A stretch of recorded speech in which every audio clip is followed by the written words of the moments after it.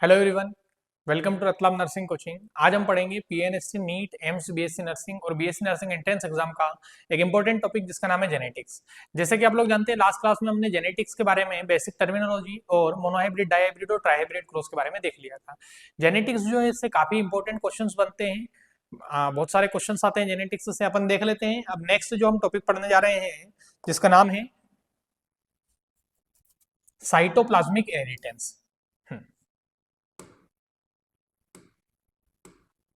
Next जो topic है वो है साइटोप्लाज्मिक इनहेरिटेंस।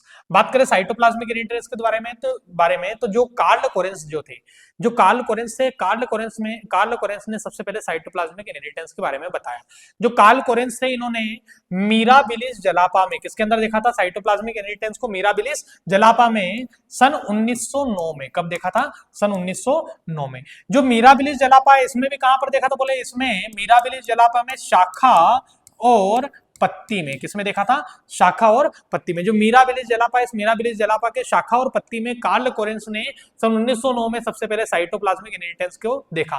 बोले बात करें साइटोप्लाज्मिक इनहेरिटेंस के बारे में, जो कोशिका द्रव्य जीन है, कोशिका द्रव्य जीन के द्वारा नियंत्रित होने वाले लक्षण की वंशागति को कोशिका द्रव्य वंशागति कहते हैं। बोले कोशिका द्रव्य वंशागति किसे कहते हैं? बोले जो कोशिका द्रव्य जीन है, कौन से जीन?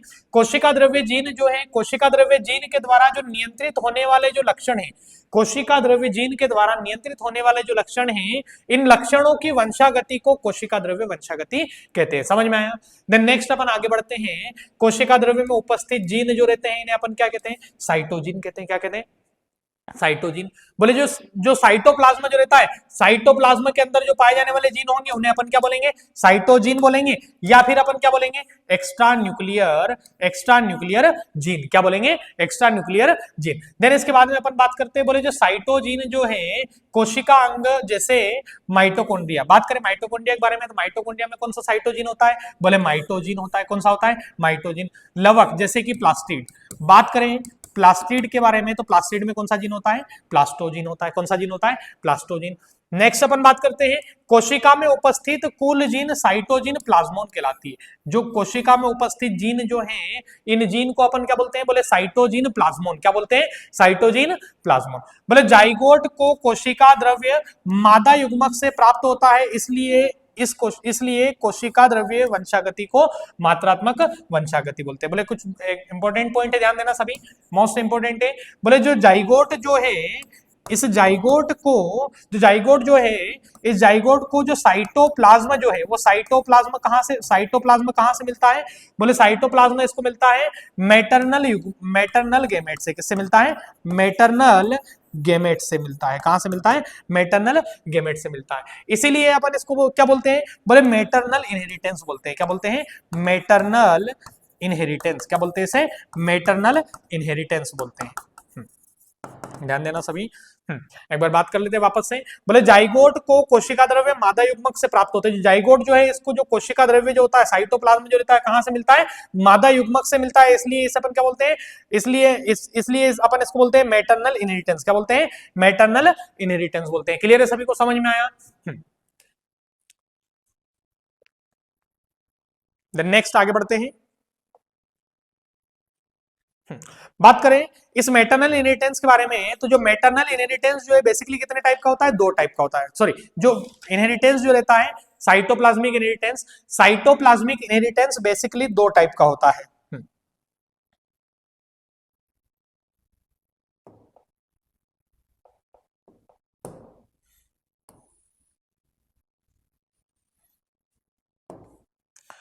जो साइटोप्लाज्मिक इनहेरिटेंस है दो तरह का होता है। एक तो होता है मैटरनल इनहेरिटेंस, और एक और जो रहता है इसे अपन कहते हैं ऑर्गेनल इनहेरिटेंस। क्या बोलते हैं? Organelle inheritance. एक को अपन बोलते हैं मैटरनल इनहेरिटेंस और एक को अपन बोलते हैं मैटरनल इनहेरिटेंस। हाँ, तो अपन शुरू करते हैं सबसे पहले मैटरनल इनहेरिटेंस के बारे में। बात करें मैटरनल इनहेरिटेंस के बारे में, मैटरनल इनहेरिटेंस क्या होता है, वन बाय वन सारे अपन पॉइंट देखेंगे। जो मैटरनल इनहेरिटेंस है, the passing of genetic trait. ध्यान देना सभी, the passing of genetic trait, the passing of genetic trait from a mother to her offspring, from a mother to her offspring from her mother to her offspring through the mitochondrial DNA, through mitochondrial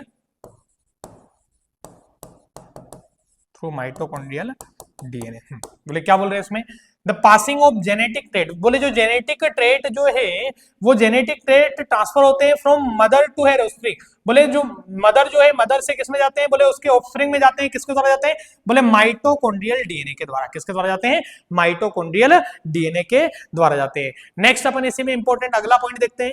बोले next जो point है, बोले next point क्या बोलता है, बोले जब निषेचन होता है, जब फर्टिलाइजेशन होता है, तो फर्टिलाइजेशन के समय जो स्पर्म और ओवम दोनों आकर के आपस में मिलते हैं, जब स्पर्म और दोनों आपस में आकर के मिलते हैं, तो जो स्पर्म जो रहता है, स्पर्म में जो स्पर्म जो रहता है, स्पर्म में भी कुछ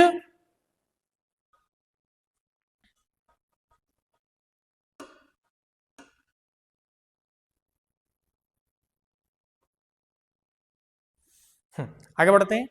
during the fertilization the sperm cell contribute few mitochondria to the zygote. क्या होता है कि जैसे जब जाइगोट बनता है, जब स्पर्म और ओवम दोनों मिलते हैं, तो स्पर्म और ओवम के दोनों मिलते समय क्या होता है, जो माइटोकॉन्ड्रिया जो रहते हैं, स्पर्म और ओवम दोनों के मिलने पर क्या होता है, बोले जो माइटोकॉन्ड्रिया जो रहते हैं, एक मिनट, स्पर्म और ओवम दोनों के मिलने पर जो जाइगोट जो बनता है, इस जाइगोट के बनने में कौन हेल्प करता है, बोले माइटोकॉन्ड्रिया हेल्प करते हैं। कौन हेल्प करते हैं, माइटोकॉन्ड्रिया हेल्प करते हैं। कौन हेल्प करते हैं, माइटोकॉन्ड्रिया हेल्प करते हैं। अब ये जो माइटोकॉन्ड्रिया रहते हैं, माइटोकॉन्ड्रिया कहां से मिलते हैं, बोले दोनों स्पर्म और ओवम दोनों से मिलते हैं। कहां से, बोले स्पर्म से भी मिलते हैं और ओवम से भी मिलते हैं। माइटोकॉन्ड्रिया कहां कहां से मिलते हैं, बोले स्पर्म से भी मिलते हैं और ओवम से भी मिलते हैं। अब बात कर लेते हैं कि जो ओवम से जो अपने को जो माइटोकॉन्ड्रिया मिल रहा है, ओवम से जो माइटोकॉन्ड्रिया जो मिल रहा है, इसके बारे में कुछ बेसिक बात कर लेते हैं अपन। The zygote receive mitochondria from the both mother and the father, but the MT DNA is almost entirely inherited from to the mother. बोले इसमें क्या होता है, बोले जो ओवम जो रहता है, ओवम से जो माइटोकॉन्ड्रिया आता है, बोले इंपॉर्टेंट रहता है किसके लिए, बोले एम्प्टी डीएनए के लिए। किसके लिए, एम्प्टी डीएनए के लिए। बोले कौन जिम्मेदार होता है, बोले मेन जो रहता है वो कौन, ओवम जो फीमेल से जो आता है, जो फीमेल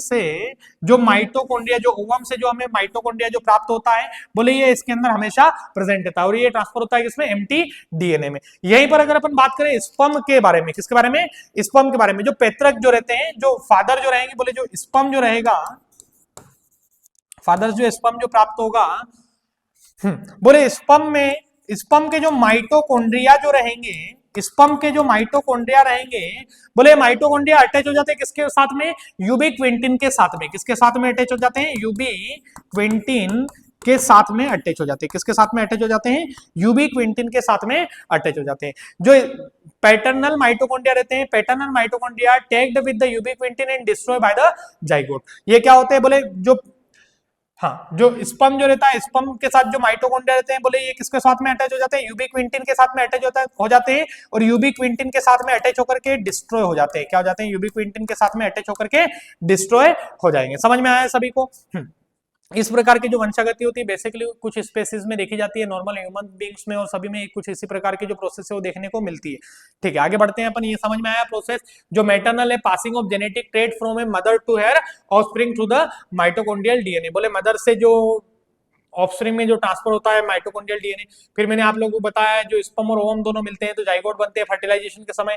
इनमें क्या रहता है, बोले माइटोकॉन्ड्रिया का इंपॉर्टेंट योगदान रहता है। इसमें बात करें फीमेल के बारे में, फीमेल से आता है ओवम। ओवम जो रहता है, बोले ओवम में जो माइटोकॉन्ड्रिया रहता है ये इंपॉर्टेंट होता है किसके लिए, एम्प्टी डीएनए बनाने के लिए।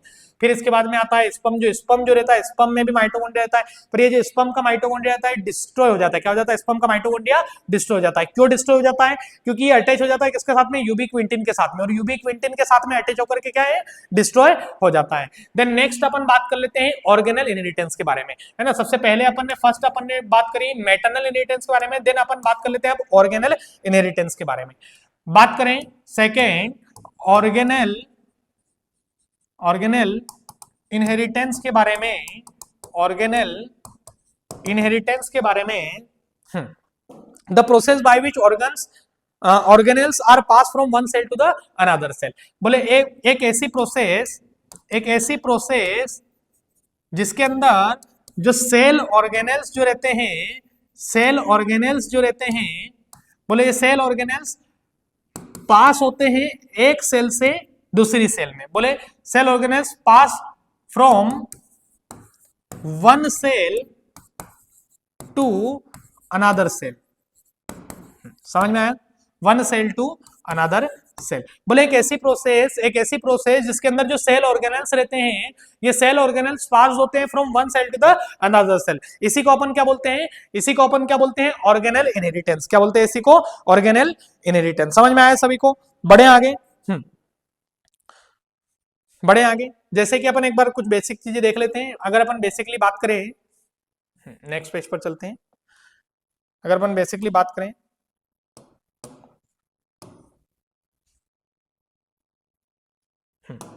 तो ये अपने पास में एक सेल है, ये अपने पास में एक सेल है। इस सेल के अंदर अपन बात करें तो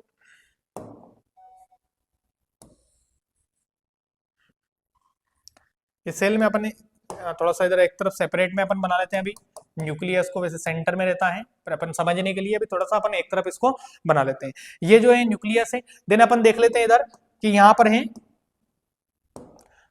ये यहाँ पर है, इसमें ये है माइटोकॉन्ड्रिया, ये है माइटोकॉन्ड्रिया, और यहाँ पर अपन बना लेते हैं किसको?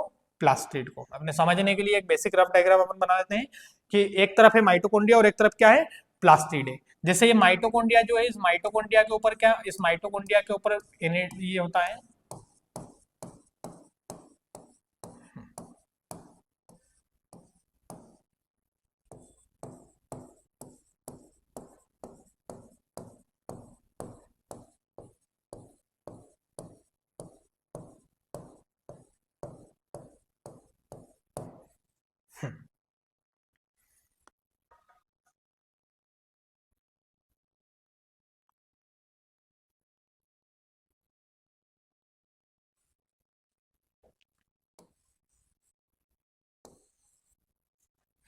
इस अपन इसको लिख लेते हैं।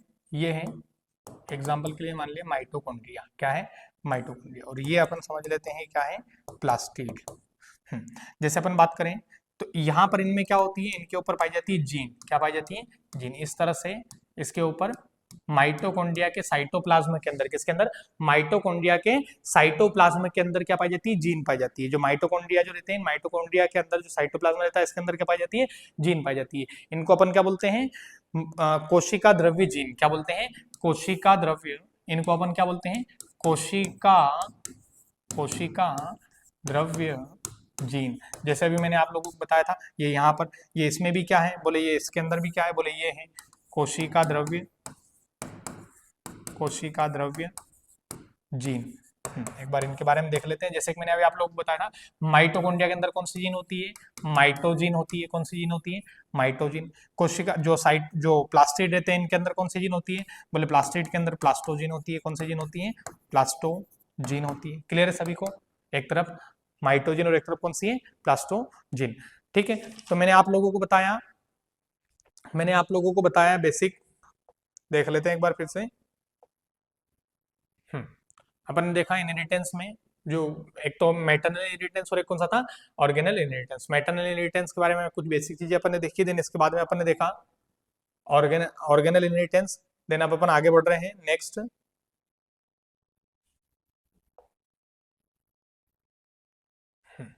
कुछ इसके एग्जांपल, जैसे माइटोकॉन्ड्रियल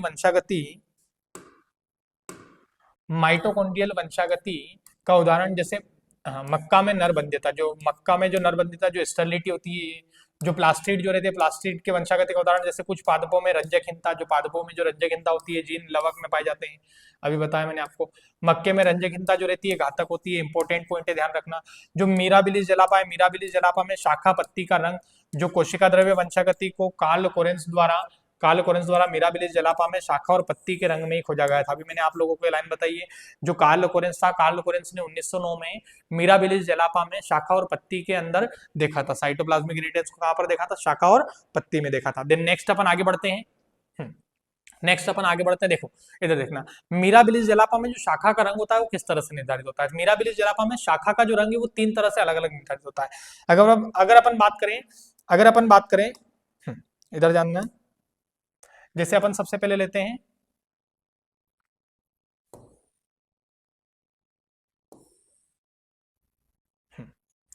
जैसे अपन लेते हैं कि यहां पर अपन ने बना लिया है न्यूक्लियस, ये है न्यूक्लियस, है ना, तीनों के अंदर अपन बना लेते हैं न्यूक्लियस। ठीक है, देखो अगर अगर मिराबिलिस जलापा की जो शाखा का जो रंग है इसको अगर अपने को देखना है, और अगर इसमें क्लोरोप्लास्ट अगर प्रेजेंट है, कौन प्रेजेंट है, क्लोरोप्लास्ट अगर प्रेजेंट है, तो जो शाखा का रंग रहेगा वो कौन सा रहेगा, ग्रीन रहेगा। कैसा रंग रहेगा, ग्रीन। अगर कौन प्रेजेंट है, क्लोरोप्लास्ट अगर प्रेजेंट है तो कैसा कलर रहेगा, ग्रीन कलर रहेगा। देन अगर ल्यूकोप्लास्ट अगर प्रेजेंट है, कौन प्रेजेंट है, ल्यूकोप्लास्ट अगर प्रेजेंट है तो कलर कैसा रहेगा, पेल रहेगा। और अगर ल्यूकोप्लास्ट ल्यूकोप्लास्ट और क्लोरोप्लास्ट, ल्यूकोप्लास्ट और क्लोरोप्लास्ट अगर दोनों प्रेजेंट है, ल्यूकोप्लास्ट भी प्रेजेंट, क्लोरोप्लास्ट भी प्रेजेंट है और ल्यूकोप्लास्ट भी प्रेजेंट है, तो कलर कैसा होने वाला है, वेरीगेटेड होने वाला है। कैसा होने वाला है, वेरीगेटेड होने वाला है। समझ में आई बात, जो कलर रहेगा वो कैसा रहेगा, वेरीगेटेड रहेगा। तीनों मैंने आप लोगों को बताया, पेल रहेगा तो ल्यूको, जो पेल रहेगा किसकी प्रेजेंस में, ल्यूकोप्लास्ट के प्रेजेंस में। वेरीगेटेड कब रहेगा, बोले क्लोरोप्लास्ट और ल्यूकोप्लास्ट के प्रेजेंस में। समझ में आई बात। देन इसके बाद में अपन आगे बढ़ते हैं, देन इसके बाद में अपन आगे बढ़ते हैं branch colour in Mirabilis jalapa. Then इसके बाद में अपन बढ़ते हैं नेक्स्ट, वंशागति का गुणसूत्रीय सिद्धांत। बात करें वंशागति के गुणसूत्रीय सिद्धांत के बारे में, तो जो वंशागति का गुणसूत्रीय सिद्धांत किसने दिया था, बोले 1902 में सुटोन तथा बोवेरी द्वारा प्रस्तावित किया गया। कब दिया था, बोले 1902 में दिया था। क्या नाम था, सुटोन और बोवेरी। पूरा नाम क्या है, बोले वोल्टेयर सुटोन। क्या नाम है, वोल्टेयर सुटोन। और जो बोवेरी, जो इनका पूरा नाम क्या है, बोले थियोडर बोवेरी। क्या नाम है, थियोडर बोवेरी। क्या नाम है, थियोडर बोवेरी, है ना। 1902 में सुटोन तथा थियोडर, वोल्टन सुटोन तथा थियोडर बोवेरी के द्वारा दिया गया था। बात करें अगला, जो सुटोन जो थे, सुटोन ने मेंडल के सिद्धांत के ज्ञान को अर्धसूत्रण के समय गुणसूत्रों के व्यवहार के साथ जोड़कर वंशागति का गुणसूत्रीय सिद्धांत प्रस्तुत किया। बोले जो सुटोन जो थे, सुटोन ने क्या करा, बोले जो मेंडल का जो सिद्धांत था इसी के आधार पर बोले अर्धसूत्रण के समय इन्होंने बताया गुणसूत्रों के व्यवहार के साथ जोड़कर वंशागति का गुणसूत्री, बोले इन्होंने गुणसूत्रों के साथ जोड़कर क्या करा, बोले गुणसूत्रीय सिद्धांत प्रस्तुत किया। क्या किया, गुणसूत्रीय सिद्धांत प्रस्तुत किया, जिसे अपन ने क्या नाम दिया, वंशागति का गुणसूत्रीय सिद्धांत नाम दिया। बोले इस सिद्धांत के अनुसार जीन जो रहते हैं, जीन का व्यवहार गुणसूत्रों के व्यवहार के समान होता है। बोले इन्होंने बताया कि जो जीन जो रहते हैं, जीन का जो व्यवहार रहता है वो किसके समान रहता है, गुणसूत्रों के समान होता है। देन नेक्स्ट अपन आगे बढ़ते हैं, नेक्स्ट अपन आगे बढ़ते हैं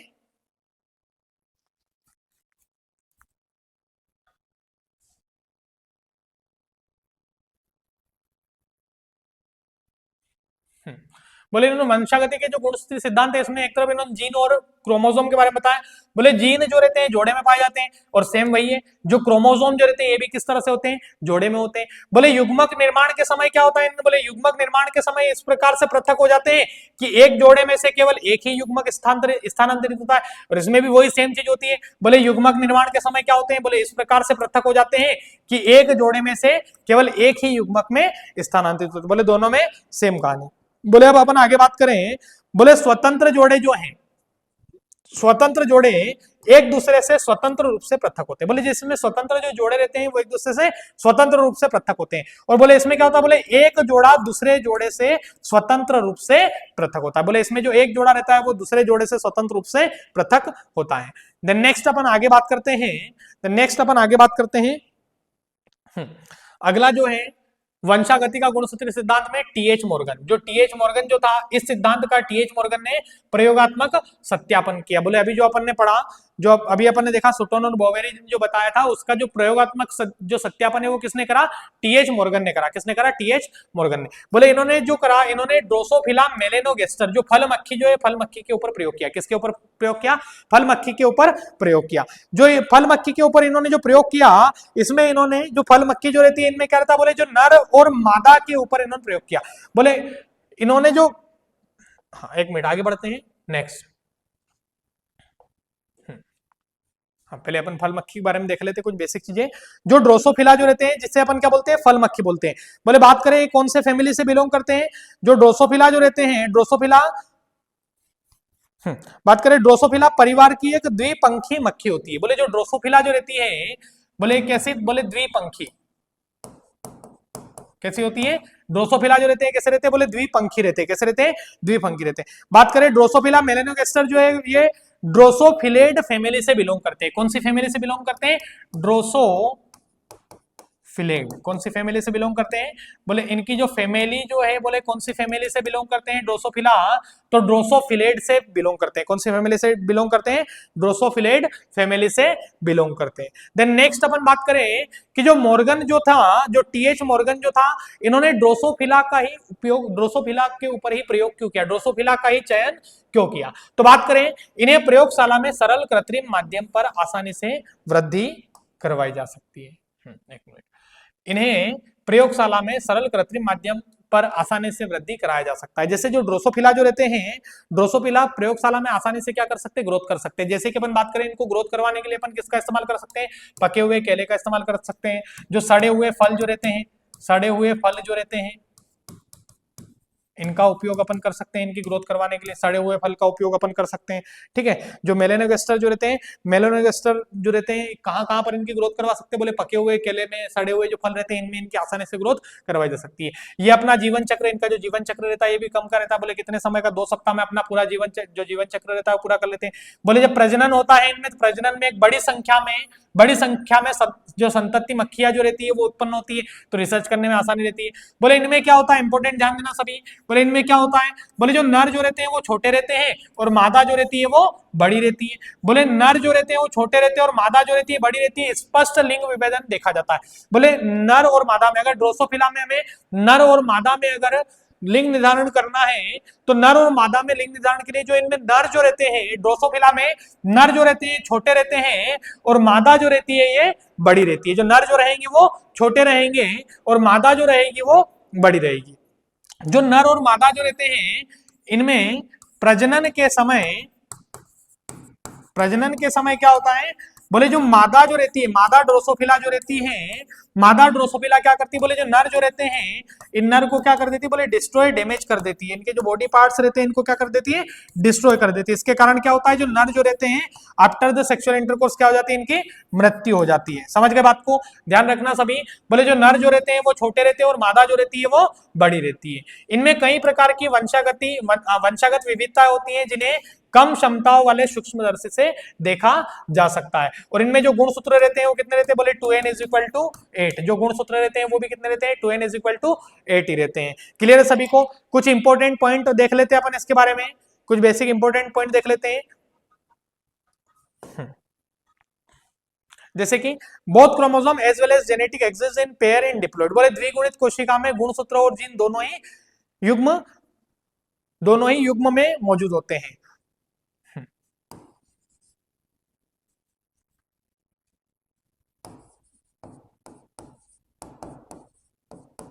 द्विगुणित कोशिका में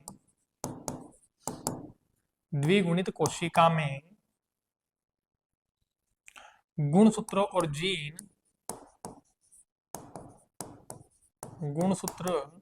और जीन दोनों युग्म में मौजूद होते हैं। The next gametes contain only one chromosome and only one allele of a character। जो gametes जो रहते हैं, gametes जो युग्मक रहते हैं, युग्मक में केवल एक गुणसूत्र और एक वर्ण का केवल एक एलील होता है। बोले जो gametes जो रहते हैं, gametes में क्या होता है? बोले युग्मक में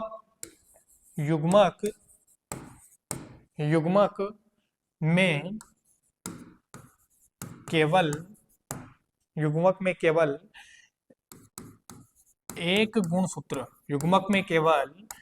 एक गुणसूत्र और एक वर्ण का केवल एक एलील होता है। एक वर्ण का केवल एक एलील होता है। क्लियर है सभी को? देन जो फर्टिलाइजेशन जो होता है, फर्टिलाइजेशन निषेचन द्विगुणित स्थिति को पुनर्स्थापित करना। बोले फर्टिलाइजेशन रिस्टोर्ड डिप्लॉइड कंडीशन। जो फर्टिलाइजेशन जो होता है, फर्टिलाइजेशन